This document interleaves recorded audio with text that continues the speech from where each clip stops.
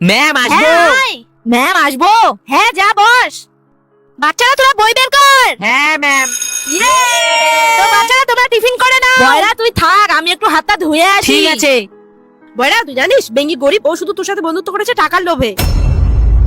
বেঙ্গি তুই কি এনেছিস রে? আমি তো শুধু দুটো শুকনো রুটি এনেছি, আর তুই? আমি তো চাউমিন এনেছি রে। এক কাজ কর, তোর রুটি দুটো আমাকে দে আর আমার চাউমিন গুলো তুই খা। বয়রা শোন, তোকে আমি কতবার বলেছি তোর ওই গরিব বন্ধুর সঙ্গে মিশবি না। তোকে না, তোর টাকাকে ভালোবাসে।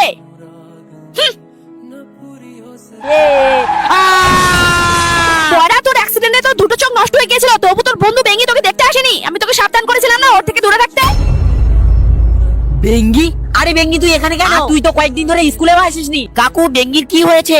আসলে বাবা, বেঙ্গির একটা বন্ধু ছিল, তার অ্যাক্সিডেন্টে দুটো চোখ হারিয়ে ফেলে। আর বেঙ্গি তাকে তার দুটো চোখে দিয়ে দেয়।